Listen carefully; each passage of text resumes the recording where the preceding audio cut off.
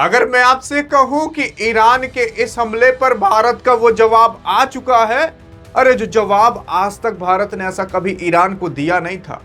क्योंकि जब ईरान ने एक जहाज पर हमला किया और जिस पर 11 भारतीय सवार थे और सीधे गोलीबारी कर दी और भारतीयों को तुरंत लाइफ जैकेट पहन करके बीच समुद्र में कूदना पड़ा, तो जानते हो क्या हुआ और उनकी जान कैसे बची और कितनी की जान चली गई।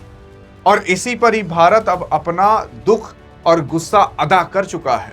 यार अगर आप देखने की कोशिश करोगे तो ये मामला है कहां का, तो मैं अभी आपको मैप में बताता हूं, लेकिन पहले देख लेते हैं। यहां पर ओमान के तट के पास स्टेट ऑफ हॉर्मुज पर जो रविवार यानी कि 12 जुलाई को एक कॉमर्शियल जहाज जिसका नाम GFS गैलेक्सी था, उस पर ईरान ने हमला किया और उसके बाद कुछ लोग लापता हो गए।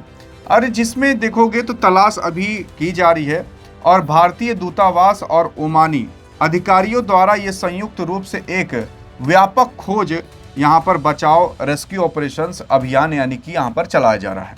और उसी के साथ साथ साइप्रस के झंडे वाले इस कंटेनर जहाज पर कुल 11 भारतीय नागरिक सवार थे, जिसमें से 10 नागरिक को सुरक्षा बचाया जा चुका है, लेकिन एक नागरिक अभी बचा नहीं है और उसका सर्च ऑपरेशन अभी भी जारी है कि वो है कहां पर।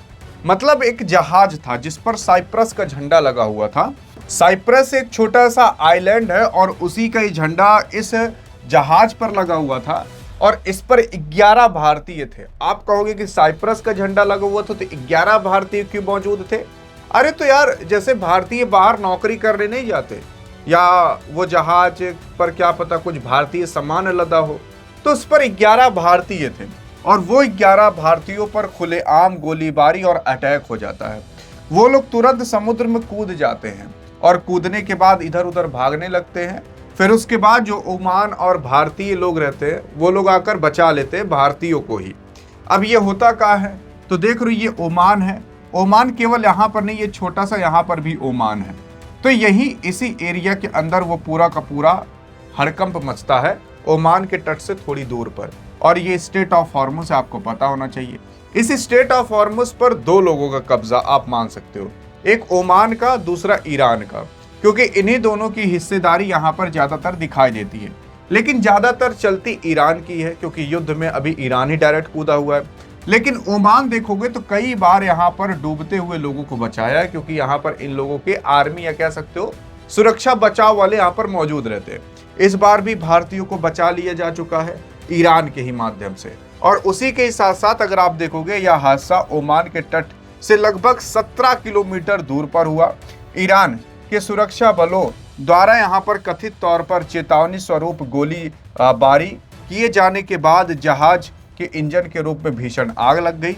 आप साफ देख सकते हो कि इंजन है और जहाज का इंजन में से धुआं किस तरीके से निकल रहा है। और उसी के ही साथ साथ आग लगने के कारण चालक दलों ने लाइफ जैकेट के जरिए बीच समुद्र में उतरना पड़ा। कुल 11 भारतीय क्रू मेंबर्स यहाँ पर सुरक्षित निकाले जा चुके हैं, लेकिन 11 में से 10 ही सुरक्षित निकले हैं, एक नहीं निकला है, अभी उसकी तलाश जारी है।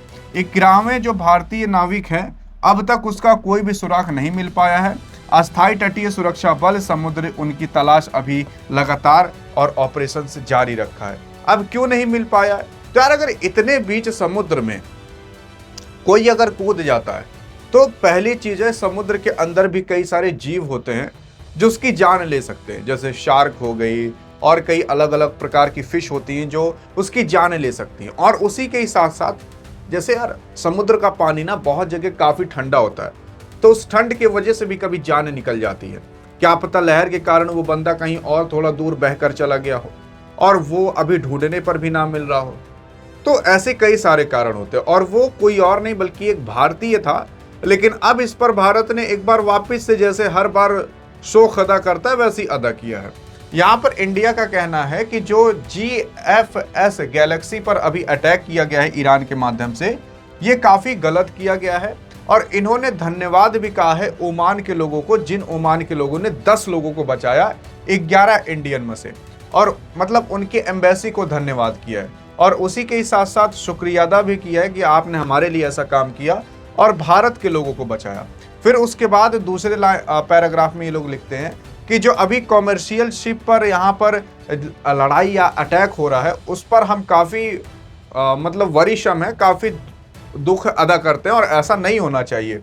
और उसी के साथ साथ इंडिया ये भी कहता है कि इमीडिएट ये जो टेंशन है इसको ख़त्म किया जाए और उसी के साथ साथ इसका कोई कंक्लूजन निकाला जाए डिप्लोमेट्स के द्वारा बातचीत करके, और जो पीस है उसको बनाई जाए, और जो शिप को अभी टारगेट बनाया जा रहा है, जो इंफ्रास्ट्रक्चर को टारगेट बनाया जा रहा है, उसको टारगेट ना बनाया जाए।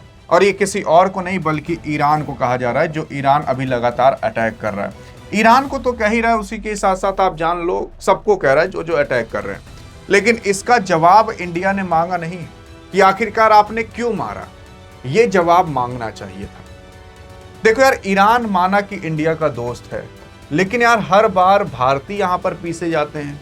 मैं आपको बताऊं, अगर एक अमेरिकन से मार दिया जाता ना तो अभी कचर के लिए दिया वो निकाल लेता, लेकिन यहाँ पर भारतीय मारा गया ना तो भारतीय क्या कीमत है। भारतीयों का काम ही है मरना। कभी सड़क के गड्ढों में गिरकर मर जाते हैं, कभी कहीं वियतनाम में बोट पलट जाती है, कभी कोई पहाड़ से किसी लड़के को ढकेल देता है, कभी एक लड़की आकर अपने माता पिता को ही लेकर बीत जाती है।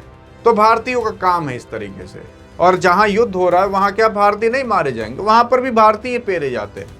तो आप और हमारा काम ही है पेरना, मतलब पिरना, आपको हमें पेरा ही जाता है। बाकी जवाब मांगा जाएगा कि नहीं मांगा जाएगा वो तो बात की बात है, खाली एक शौक अदा कर दिया गया, कहाँ चलो ठीक है अगली बार से मत करना। बाकी अब इस मुद्दे पर आप क्या कहोगे एक भारतीय नागरिक होने के नाते? अधिक जानकारी चाहिए तो इस वीडियो में मिलते हैं, तब तक के लिए जय हिंद जय भारत।